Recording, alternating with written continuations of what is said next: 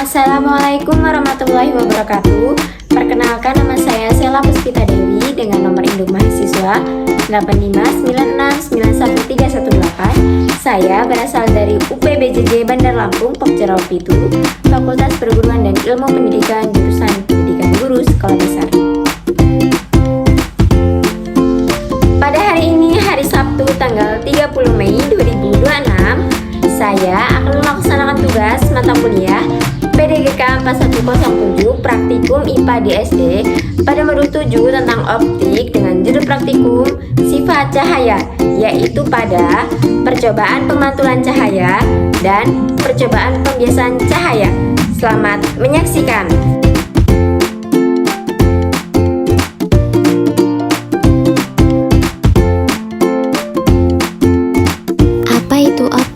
Optik adalah ilmu yang mempelajari sifat-sifat yang berkaitan dengan cahaya. Cahaya sendiri merupakan bagian dari gelombang elektromagnetik yang memungkinkan kita melihat benda dan keindahan alam.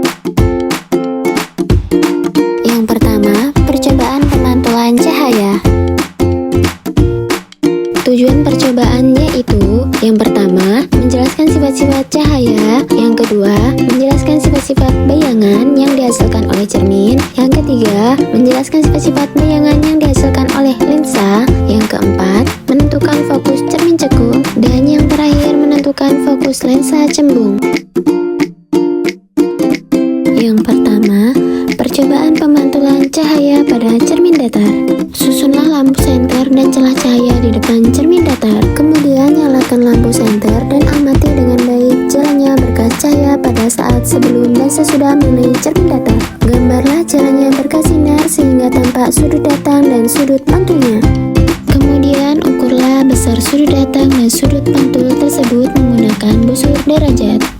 Hasil menunjukkan besar sudut yang dihasilkan adalah 30 derajat. Jadi, dapat disimpulkan sudut datang sama dengan sudut pantul sesuai dengan hukum pemantulan.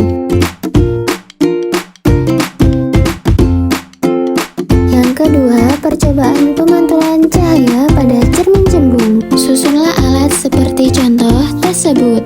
Kemudian nyalakan lilin dan amati dengan baik jalannya berkas cahaya pada saat sebelum dan sesudah mengenai cermin cembung. Selanjutnya, gambarlah jalannya berkas sinar sehingga tampak sudut datang dan sudut pantulnya serta bayangan yang terbentuk. Lalu, catatlah bagaimana sifat-sifat bayangan yang terbentuk oleh cermin cembung tersebut. Hasil menunjukkan cermin cembung memantulkan sinar cahaya menyebar atau divergen, dan bayangan yang terbentuk bersifat maya, tegak, dan diperkecil. Yang terakhir, percobaan pemantulan cahaya pada cermin cekung. Susunlah alat seperti contoh tersebut. Kemudian nyalakan lilin dan amati dengan baik jalannya berkas cahaya pada saat sebelum dan sesudah mengenai cermin cekung. Gambarlah jalannya berkas sinar sehingga tampak sudut datang dan sudut pantulnya serta bayangan yang terbentuk. Kemudian catatlah bagaimana sifat-sifat bayangan yang terbentuk oleh cermin cekung tersebut. Kemudian aturlah jarak benda dan letak layar agar pada layar terbentuk bayangan yang jelas dan tajam. Selanjutnya, ukur jarak benda dan jarak bayangan. Jika benda di depan cermin cekung terus digeser menjauhi cermin, maka pada jarak tertentu bayangan benda akan menghilang atau tidak tampak. Lalu, ukur jarak benda dari cermin cekung pada keadaan tersebut. Hasil menunjukkan bayangan terbentuk nyata pada layar bayangan bersifat nyata dan terbalik. Pada jarak 15 cm, panjang bayangan benda 5 cm. Pada jarak 20 cm, panjang bayangan benda 4 cm. Pada jarak 25 cm, panjang bayangan benda adalah 3 cm. Hasil menunjukkan semakin jauh benda dari cermin cekung, maka akan semakin kecil bayangan yang dihasilkan. Dengan kata lain, jarak benda tersebut sama dengan jarak fokus cermin cekung. Ketika bayangan menghilang, berarti bayangan berada jauh dari titik fokus cermin cekung.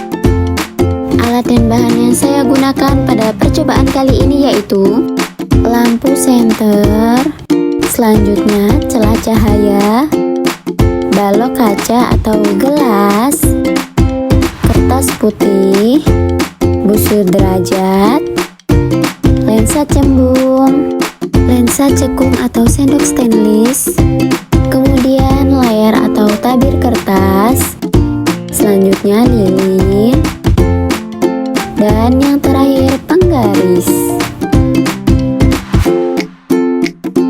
Prosedur percobaan: susunlah lampu senter, celah, dan balok kaca seperti contoh tersebut. Kemudian nyalakan lampu senter dan amati dengan baik jalannya berkas sinar pada saat sebelum dan sesudah menembus balok kaca. Gambarlah jalannya berkas sinar tersebut sehingga tampak sudut datang dan sudut biasnya. Kemudian ukur besar sudut datang dan sudut bias tersebut. Berdasarkan hasil pengukuran yang telah dilakukan menggunakan busur derajat, diperoleh data bahwa percobaan pembiasan cahaya ini sudut datang adalah sebesar 30 derajat. Sementara itu sudut bias yang dihasilkan adalah kurang lebih 19,5 derajat. Hal ini menunjukkan bahwa berkas cahaya membolak mendekati garis normal karena merambat dari medium udara ke medium yang lebih rapat. Langkah selanjutnya, pergunakanlah lensa cembung untuk mengamati sebuah huruf pada buku dengan jarak yang relatif dekat antara lensa dan huruf. Kemudian geserkan lensa perlahan-lahan menjauhi huruf tersebut sampai bayangan huruf menjadi sangat besar dan sangat kabur atau tidak tampak. Ukur jarak huruf ke lensa pada saat tersebut dan catat bagaimana sifat-sifat bayangan yang dibentuk oleh lensa cembung tersebut. Berdasarkan hasil percobaan yang telah dilakukan pada lensa cembung yaitu, pada percobaan pertama ketika benda diletakkan pada jarak 30 cm, bayangan terbentuk pada jarak 15 cm. Sifat bayangan yang dihasilkan adalah nyata, terbalik, dan diperkecil. Pada percobaan kedua, saat jarak benda digeser menjadi 20 cm, jarak bayangannya juga berada di 20 cm. Pada kondisi ini, sifat bayangannya adalah nyata, terbalik, dan sama besar. Pada percobaan ketiga, ketika benda didekatkan lagi hingga jarak 15 cm, bayangan bergeser menjauh ke jarak 30 cm. Sifat bayangannya yang terbentuk berubah menjadi nyata, terbalik, dan diperbesar. Kesimpulannya, semakin dekat jarak benda, maka jarak bayangan akan semakin jauh dan ukurannya pun akan semakin diperbesar. Susunlah lensa cembung, layar, lilin, dan penggaris seperti contoh tersebut. Atur letak lilin dan lensa cembung agar diperoleh bayangan nyala lilin yang paling tajam. Kemudian ukur jarak benda dan jarak bayangan dan catat sifat-sifat bayangannya dibentuk lensa cembung tersebut. Dari kegiatan praktikum mengenai sifat-sifat bayangan pada lensa cembung dapat dijabarkan data hasil pengamatan sebagai berikut.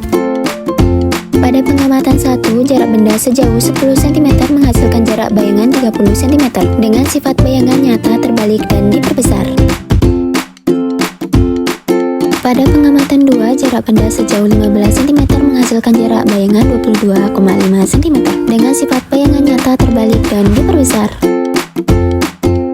Pada pengamatan 3, jarak benda sejauh 20 cm menghasilkan jarak bayangan 20 cm dengan sifat bayangan nyata, terbalik, dan sama besar. Langkah selanjutnya, pergunakanlah sebuah lensa cekung atau sendok stainless untuk mengamati huruf pada buku dengan jarak yang relatif dekat. Kemudian geserkan sendok secara perlahan-lahan menjauhi huruf tersebut. Catat bagaimana sifat-sifat bayangan yang dibentuk oleh lensa cekung atau sendok tersebut. Berdasarkan hasil pengamatan pada bagian belakang permukaan cembung sendok digunakan untuk melihat tulisan pada buku. Hasil yang ditimbulkan adalah saat sendok berada pada jarak dekat, huruf-huruf akan terlihat lebih kecil namun tetap tegak. Kemudian ketika sendok secara perlahan digeser menjauhi tulisan, bayangan huruf tersebut akan tampak semakin mengecil.